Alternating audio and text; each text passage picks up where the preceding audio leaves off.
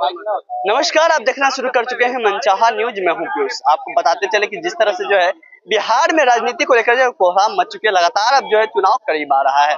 उसी में लगातार जो है हर पार्टी जैसे बीजेपी, आरजेडी, जदयू और एक नई पार्टी जनसुराज जो लगातार रैलियां कर रही है, यात्रा कर रही है। तो आइए हम लोग से जानने का प्रयास करेंगे आखिर बिहार की दामन कौन थामेगा, क्या बिहार के विकास के लिए कौन बेहतर होगा। जिस तरह से आपको पता चले कि बिहार में जो है विकसित बिहार को बनाने के लिए नीतीश कुमार जी को बोला जाता है। आइए हम लोगों से ही जानने का प्रयास करते हैं आखिर बिहार का दामन कौन। क्या नाम हुआ आपका? जी नहीं, हमको नाम संजय साहब। अच्छा, कहाँ से हैं? आस्था खड़जम्मा। जिस तरह से जो है बिहार में राजनीति को लेकर जो कोहराम मच चुका है, लगातार चुनाव करीब आ रहा है, तो आपके अनुसार बिहार के लिए जो है कौन बेहतर होगा? बेहतर जो काम करेगा वही बेहतर होगा। हमको काम चाहिए और सर्विस बाल बच्चा का हो जाए वही बहुत है। जो काम नहीं करेगा उसको वोट क्या दे सकते हैं। जो विकास करेगा उसको वोट मिलेगा। ये विकास कौन कर सकते हैं, आपको कौन लगता है? अब तो देखिए, तो सब तो घोषित करिए रहा है अपना अपना कि हम ये देंगे वो देंगे, लेकिन दूसरा के बाद कहते हैं कि हमको कागज पत्र सजियावे 5 साल लग गया, हमको और 5 साल के मौका दिया जाए तो वो तो सालों 10 साल 20 साल बीत सकता है। कुछ लोग कहते हैं कि जो है बीजेपी को देख लिए, जदयू को देख लिया, आरजेडी को देख लिया, लेकिन एक नई पार्टी आई है जनसुराज। वो कह रही है कि जो हम पलायन रोकेंगे और लगातार जो है वो यात्रा करने लोगों से मिल रहे हैं। तो क्या लगता है कि वो जो है बिहार को लेकर जो है क्या सोचते हैं? वो दूसरा केजरीवाल है, एक पे फ्री करने वाला वही है प्रशांत किशोर। दिल्ली वाला सोच रहे कि यहाँ भी ला देंगे, लेकिन वो ला नहीं पाएंगे, खुद जा रहे गड्ढा में प्रशांत किशोर जी। आपको क्या लगता है? अब तो इनकी बात को हम नहीं कह सकते हैं क्या है नहीं है, कि जनसुराग उनके पार्टी से है, हमको उतना नहीं पता। तो जनसुराज के बारे में क्या सोचते हैं? क्या लगता है कि वो जो है जनसुराग भी ठीक है, लेकिन क्या जनसुराग आ जाएगा? पलायन की बात कर रहे हैं वो। अब तो देखिए, वोट काटने के लिए कर रहे हैं कि क्या, तो बात की बात है। ऐसे जनसुराज सही नहीं। जनसुराग तो पहली बार आए तो उसको पहले तो पूरा पहचान नहीं है कि हम उनको वोट दे पाएंगे। या तो लालू जी के पड़ेगा या नीतीश से के, ही दो में ना पड़ेगा, और जनसुराग को तो मुश्किल है आना बिहार में। उनकी सोच को क्या कहते हैं आप? अभी हम उनको सोच का हम पूरा देखे नहीं है। भैया, जिस तरह से जो है बिहार में राजनीति को लेकर जो कोहराम मच गया, लगातार बीजेपी, आरजेडी, जदयू, जनसुराज ये सब जो है लगातार रैलियां कर रही है, कार्यक्रम कर रही है। तो क्या लगता है बिहार में, क्या लगता है आपको कि आखिर दामन कौन थामेगा? रैलियां कर कौन रही है? विपक्ष वाले ना, एनडीए वाले थोड़ी ना रैली कर रही है। जनसुराज भी जो है लगातार पैदल यात्रा, जनसुराज और आरजेडी जो इंडी गठबंधन वाले हैं वो सब कर रहे हैं। तो वो सबको सत्ता में आने का लोभ है, चाह रहे हैं कि किसी तरह सत्ता में आ जाए, लेकिन आ नहीं पाएंगे, बस बौखलाएंगे और फिर आराम से वही चुनाव होगा, रिजल्ट आएगा, एनडीए जीत गई, बस बात खत्म। अच्छा, पलायन के बारे में जनसुराज कह रही है कि जो हम पलायन रोकेंगे, क्या अच्छा है? सोच बहुत अच्छा है पलायन वाला। हम तो चाहे एनडीए सरकार से, हम जहाँ भी बोलते हैं ये बात जरूर रखते हैं कि एनडीए सरकार को भी पलायन पे बस सोचना चाहिए। सारा काम वो सरकार अच्छी कर रही है, विकास की हर एक काम जो आम जनता तक पहुंचनी चाहिए, जो भी हो, नल जल हो, बिजली हो, सड़क हो, मतलब रोजगार हो, हर चीज, शिक्षा व्यवस्था, स्वास्थ्य व्यवस्था, हर चीज पहुंच रही है। कमी है सिर्फ एक चीज की, वो है वही पलायन। अगर पलायन पे एनडीए सरकार काम करना चालू कर देगी ना, तो फिर बिहार से इनको हराने वाला कोई नहीं है। क्या लगता है भैया कि बिहार में जो है पलायन की बात हो रही, क्यों कह रहे हैं कि जो बाहर जाते हैं वो प्रशांत किशोर कहते हैं कि वो घर में ही, अपने बिहार में ही रहे, तो क्या उचित है? प्रशांत किशोर तो थोड़ी है कोनो प्रशांत किशोर का असली मुद्दा है, ये तो तेजस्वी का मुद्दा है। तेजस्वी यादव ही ना बोले थे कि पलायन, शिक्षा, रोजगार सब ये तेजस्वी का मुद्दा है। अब उसको कोई चीटिंग कर रहा है, कॉपी कर रहा है, तो कॉपी करने दीजिए, कोई नहीं। सब मुद्दा जितना भी शिक्षा, रोजगार और पलायन की बात कर रहे हैं, सब ये तेजस्वी का मुद्दा है। और तेजस्वी का कॉपी कर रहे हैं कोई, तो करने दीजिए, उससे कोई जनता थोड़ी है भ्रमित होंगे। अब की बार आरजेडी सरकार आएगी महागठबंधन की, उनको क्यों पसंद है? उनको इसलिए पसंद करते हैं कि शिक्षा, रोजगार, सबसे बड़ी रोजगार हमको तेजस्वी यादव दे रहे हैं। 17 महीने कार्यकाल में ये काम करके दिखाए, 5 लाख युवा को नौकरी दिए, 3 लाख प्रत्याधीन किए। आरजेडी का सरकार इसलिए चाह रहे हैं हम लोग युवा लोग। इन लोग जितने भी कांग्रेस हो, आरजेडी जो, तो सब एक ही में है। 17 महीना के अलावा इनके पास कोई भी मुद्दा नहीं है। क्या 17 महीना हो जो शासन के नीतीश कुमार के साथ में भी कंफर्म नहीं है कि वो तेजस्वी कुमार ही रोजगार दिए हैं, क्योंकि मुख्यमंत्री नीतीश कुमार थे।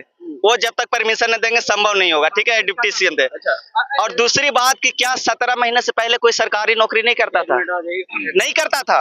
ये सब सिर्फ 17 महीना एक ही गुणगान गा रहे हैं। इससे 17 महीना के अलावा इनके पास एक मुद्दा बता दे कि हाँ ये एक मुद्दा है जिसपे हम तेजस्वी को वोट दे सकते हैं या फिर जनता से बोल सकते हैं कि उनको वोट दीजिए, ये उनके पास एक अच्छा मुद्दा है। क्या कह रहे थे भैया? हाँ, नल जल वाला जो ये कह रहे हैं साहेब, नल जल जो है कई को घर में चलता है भाई। बहुत जगह ऐसा होता है जो 5 दिन आया और उसके बाद खत्म है। कितना जगह पानी जो फुल हुआ टंकी में, पूरा टंकी टूट गया। स्कूल में जो है सैलरी जो है 50,000 हो गया हुआ है, लेकिन आप जाएंगे तो वहाँ पर बोर्ड लगा दिया गया है कि आइएगा पूछिएगा तो सीधे आपको भीतर कर दिया जाएगा। यानी कि सरकारी शिक्षा को पूरी तरह जो है मनमानी करने के लिए नीतीश कुमार ने छूट दे दिया है।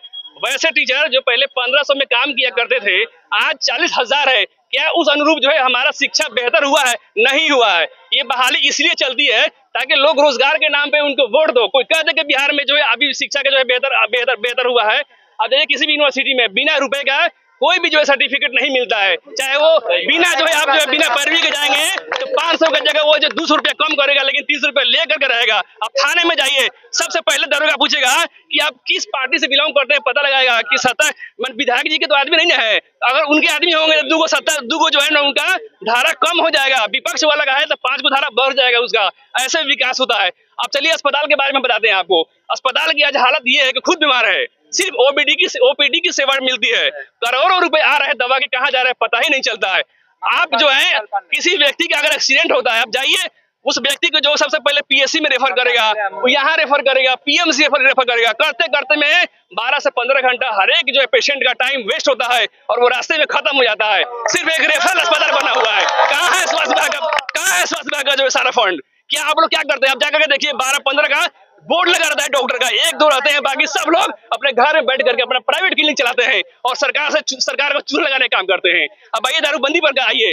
दारूबंदी का ये हालत हो गया हुआ है कि आप फोन कीजिए, आपको दारू जो घर बैठे बैठे मिल जाएगा।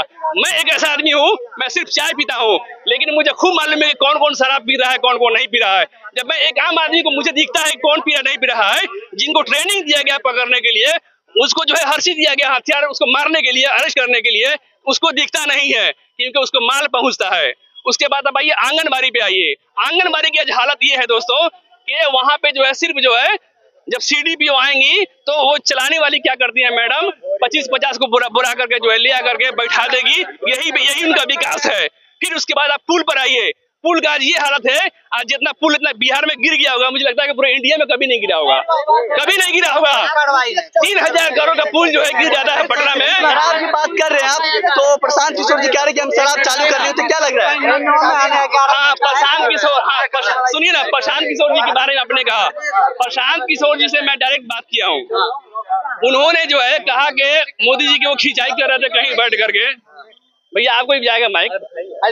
उन्होंने कहा कि पुलवामा जो हमला जो हुआ है, ठीक है ना, पुलवामा जो हमला जो हुआ है वो राजनीतिक कारण हुआ, वो कह रहे थे कि बार। मैंने कहा कि ठीक है, आप मोदी जी का विरोध करते हैं, आप ये बताइए कि उनको लॉन्च करने वाला कौन आदमी है? अच्छे दिन आएंगे 2 करोड़ आएगा, ये स्लोगन लिखने वाला कौन है?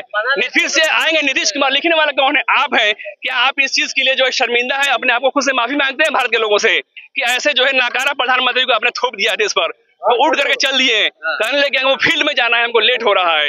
लेकिन प्रशांत किशोर मेरी बातों का जवाब नहीं दिए। आज प्रशांत किशोर जो है 3 करोड़ के बस से चलते हैं, 2 करोड़ के बस किसके बदौलत? क्या उनके लिए सीबीआई ईडी नहीं है?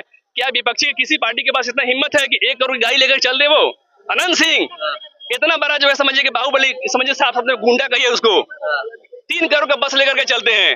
कहाँ है उनके लिए सीबीआई ईडी?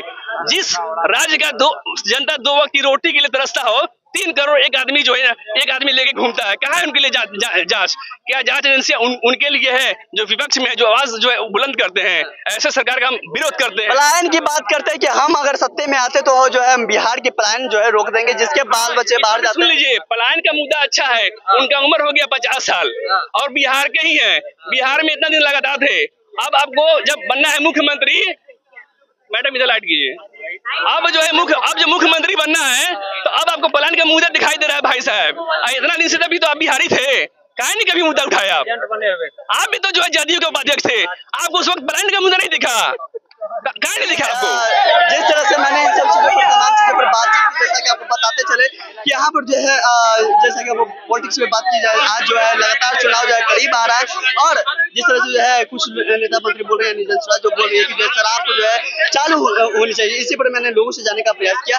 आप क्या कहते हैं, आप क्या सोचते हैं? दिख रहे मंचाहा न्यूज़, धन्यवाद।